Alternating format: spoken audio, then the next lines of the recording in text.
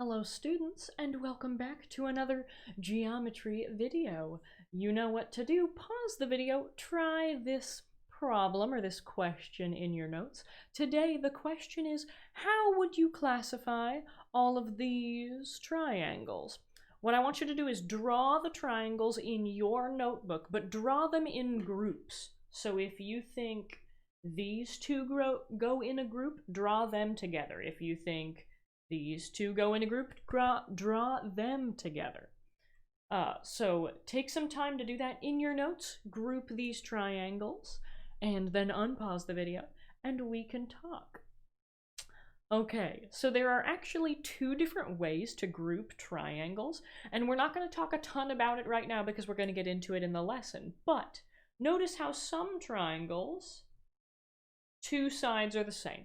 So for this triangle, the top two sides are the same, and for this triangle, the left side and the bottom side are the same. So we can classify triangles by their sides, and then we can also classify them by their angles.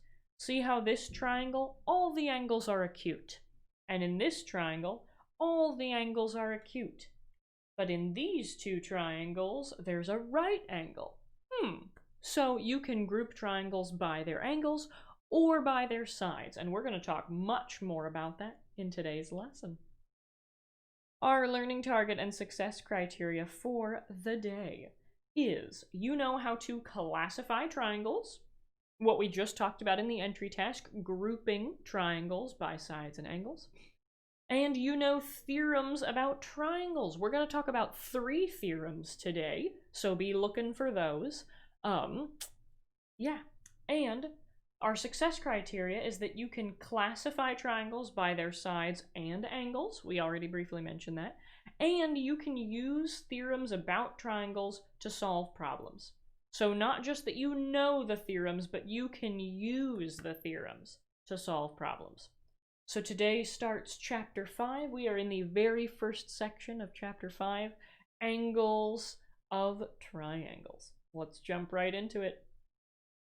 Okay, this is what we talked about in the entry task, classifying triangles by sides and by angles.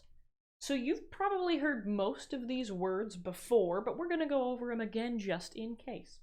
So a scalene triangle.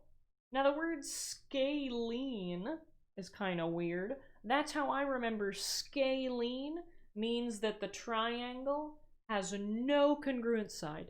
Every side is different. So scalene means every side is different, no congruent sides. Isosceles triangle means that at least 2 sides are congruent. So, remember that these red tick marks mean congruent. So when we see these red tick marks, we know, this side and this side are congruent, and that makes it an isosceles triangle. And the way that I remember is isosceles has 2 S's in it, and it has 2 E's in it. It has 3 S's. Well, never mind. It has 2 E's in it, so 2 congruent sides. All right. And equilateral, well, you see right in the word there is equal, and lateral means sides. Equal, lateral, equal sides. So all of the sides are equal, all of the sides are congruent, so we have 3 sides congruent. Now a side note that I want to make, an equilateral triangle is also isosceles, because at least 2 of the sides are congruent, we just also have a 3rd side that is congruent. But that's not super important, so don't let it confuse you. An acute triangle means that all 3 angles are acute or less than 90 degrees. A right triangle means it has a right angle. Now, don't be fooled. This is, we don't call this an acute triangle. Even though it has 2 acute angles, if it has a right angle, we call it a right triangle. Okay, an obtuse triangle has 1 obtuse angle. Now, don't call it acute just because it has two acute angles. If it has an obtuse angle, if it has an angle that is greater than 90 degrees, it is an obtuse triangle. And something I'd like you to think about, can you have an obtuse triangle with two obtuse angles? Try to draw one, and if you can come up with one, let me know. All right, and the last one is an equiangular triangle, which means that we have three congruent angles. Now, equiangular triangles are also acute triangles because all of their angles are acute, but they're a special type of acute triangle. So we give them their own category, equiangular triangles. Okay, make sure that this diagram is in your notes. It is very important. Okay, let's move on to our first example, classifying triangles by sides and angles. So we are looking at this triangular shape of support beams. You'll notice that bridges and large structures have triangles in them, and that's a fun physics principle. Has to do with distributing stress accordingly so that you don't have too much stress in one place and your bridge collapses. So, triangles are many places, which is why we talk about them so much in geometry. Okay, so classify the triangular shape of the support beams in the diagram by its sides and by its angles. So by its sides means that we're going to pick one of the triangles in the top. Is it scalene, isosceles, or equilateral? Well, notice the tick marks. There's a red tick mark on the left side, and there's a red tick mark on the right side. So this means that there are two congruent sides, which means that it is an isosceles triangle. Okay, so that's classifying it by its sides. It has two congruent sides, so it's isosceles. So we classified it by its sides, but now its angles. Is there a right angle anywhere here? No, don't be fooled. You might think, oh, that looks like a right angle. No, no. If they do not give you this box, we don't know if it's a right angle. So only if you see this box can you say, ah, right angle.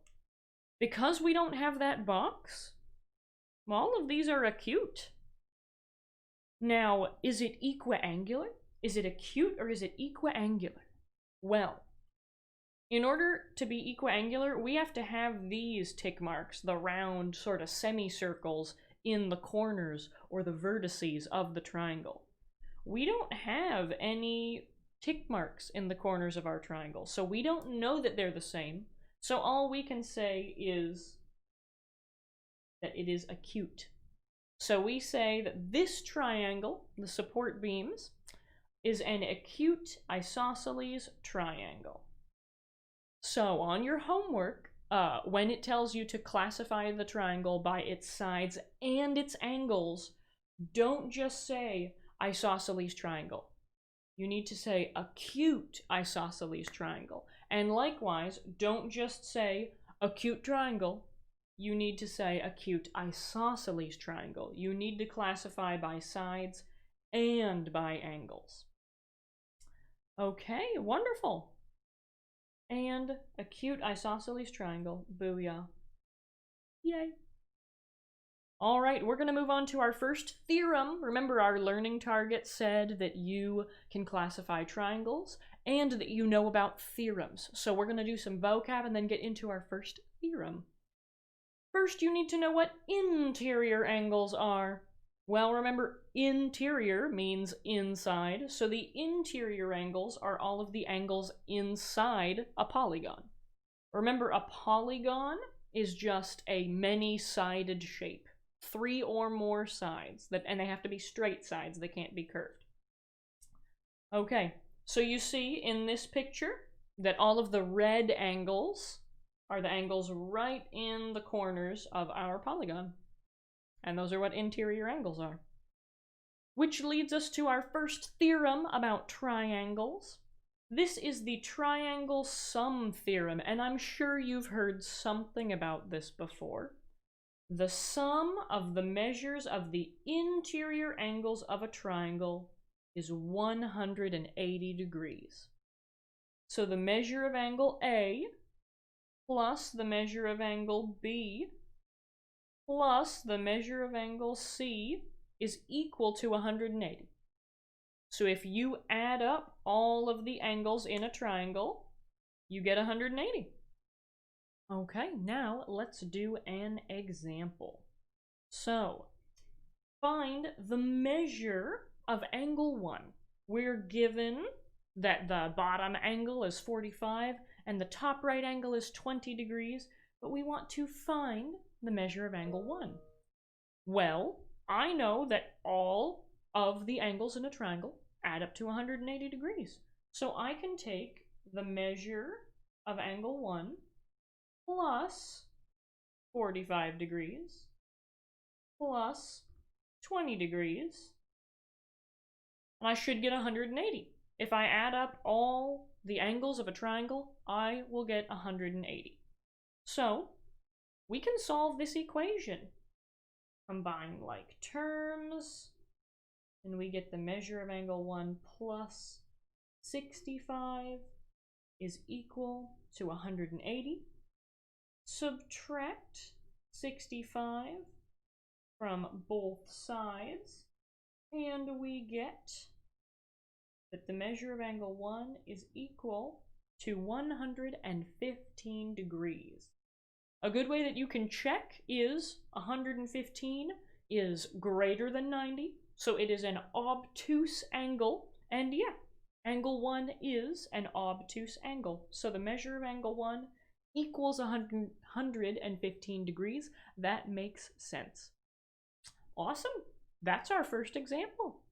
Let's go ahead and move on to exterior angles, another vocab word. Exterior angles are angles outside of a polygon, because exterior means outside. So you can see here in the picture that all of the blue angles, they're not on the inside of the triangle. If we extend the side of the triangle to make the line or the ray AB, we're talking about the angle that's made between that side that we're extending and the other side of the triangle. So this blue angle right here. So the angles outside of a polygon are exterior angles. Okay, and now on to our second theorem for the lesson, the exterior angle theorem. So this says the measure of an exterior angle of a triangle, or the measure of angle 1, that's our exterior angle because it's outside of the polygon, is equal to the sum, that means we're adding, the sum of the measures of the two non-adjacent interior angles. Remember, non-adjacent meant not right next to. So angle 1 is right next to angle C. They're adjacent. We want the non-adjacent angles. So we're going to be talking about A and B. We don't want angle C because angle C is adjacent. So the measure of an exterior angle of a triangle, or measure of angle 1, is equal to the sum of the two non-adjacent interior angles. So measure of angle A plus the measure of angle B equals the measure of angle 1. Now this one is a little bit harder to understand without seeing an example, so let's do an example. Finding an angle measure. We want to find the measure of angle JKM. Now, the first thing I'm going to do is, where is the measure of angle JKM? Well, here's J, here's K, and here's M. So this is the measure of angle JKM. Okay, so we want to know, what is 2x minus 5? I mean, angle JKM is 2x minus 5, but what is 2x minus 5? Well, remember that we know the two non-adjacent angles, the ones that are not next to angle JKM, add up to angle JKM. So if I take these two, if I take angle J and angle L, they add up to JKM, or to the exterior angle that they are non-adjacent to. So if I take x plus 70, the sum of the two non-adjacent angles are equal to the measure of the exterior angle.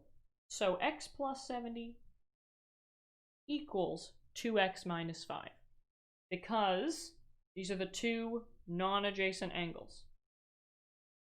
Okay, wonderful. Now, let's just solve our equation. I need to subtract 70 from both sides. I get x is equal to 2x minus 75. Subtract 2x from both sides, and I get negative x is equal to negative 75. Divide by negative 1 on both sides, and we get x equals 75. Are we done? I found x, I'm done, right? No, remember, we wanted to find the measure of angle JKM. We wanted to find 2x minus 5. So, the measure of angle JKM is equal to 2x minus 5, and x was 75 degrees. So let's take 75 and let's put it in for x. So 2 times 75 minus 5. 2 times 75. Oh, I know that. That is, it's like 3/4 times 2. That's 6/4, and 6/4 gives me $1.50. So 2 times 75 is 150. Minus 5 is 145 degrees. Does that make sense? Yes. 145 is greater than 90, which means that the angle is obtuse. And yes, JKM is most definitely obtuse. Wonderful. Awesome. That is our third example and our second theorem for today. Let's get in. Oh, let's check. Let's check and make sure that we were right.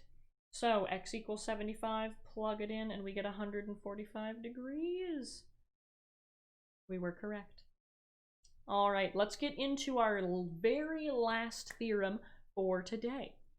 The corollary to the triangle sum theorem. Now, a corollary is something that is very easy to prove. Given the triangle sum theorem, it's very easy to prove this corollary. But we still have to prove it. So it's not a postulate, it's a corollary.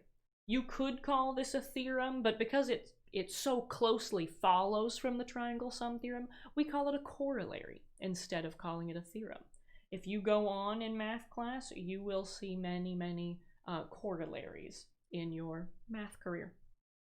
So a corollary to the triangle sum theorem is the acute angles of a right triangle are complementary. What did it mean to be complementary? Do they tell you that your shoes look nice? No, but they do. Your shoes look really nice. So complementary means that they add up to 90 degrees. So remember, this only works for a right triangle.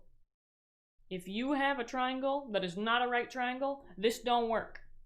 This only works for right triangles. So if I have a right triangle, then the two acute angles, A and B, add up to 90 degrees. Measure of angle A plus measure of angle B equals 90 degrees. Now, the reason this is a corollary to the triangle sum theorem is because I could take all three angles, measure of angle A plus the measure of angle B plus the measure of angle C, and that equals 180. but the measure of angle C is 90 degrees. See the box? See that right angle box? It means that the measure of angle C is 90 degrees. So that gives us measure of angle A plus the measure of angle B plus 90 equals 180. And then if you subtract 90 from both sides, you get the measure of angle A plus the measure of angle B equals 90 degrees. So if you forget this corollary and on a test, you add them all up and get 180, it's the same thing. We're just kind of cutting out a step and saying, oh, that's 90. 180 minus 90 is 90, so A and B must add up to 90. We're kind of just cutting out a middle step. So if you stick to the triangle sum theorem, you won't be wrong, but if you remember this corollary, it'll give you a step that you can cut out. So let's see an example of the corollary to the triangle sum theorem. Find the measure of each acute angle. Well, one of them is 2x, and one of them is x. Found them. I'm done, right? No, of course not. So remember that when I have a right triangle, the measures of the acute angles are complementary. They add up to 90 degrees. So we can call this angle A, angle B, and angle C. Then that would mean that 2x plus x equals 90 degrees. And this is the most important part of the problem. Once you get your equation, I know you know how to solve it. I know you remember your algebra. So the most important part of this problem is making your equation. The two acute angles add up to equal 90 degrees. The two acute angles are complementary when you have a right triangle. Okay, so then we get 3x equals 90 degrees. Divide by 3 on both sides, and we get x equals 30 degrees. I'm still not done though, because I wanted to find the measure of each acute angle. Well, because x is 30, that means that the measure of angle B is 30, because the measure of angle B is x. So the measure of angle B is 30, and we found that one, but we still need to find the measure of angle A. The measure of angle A is equal to 2x, and hey, x is 30. So the measure of angle A is equal to 2 times 30, which is 60 degrees. Now don't forget, there's a way to check all of these, measure of angle A, measure of angle B, and the right angle of angle C should add up to 180.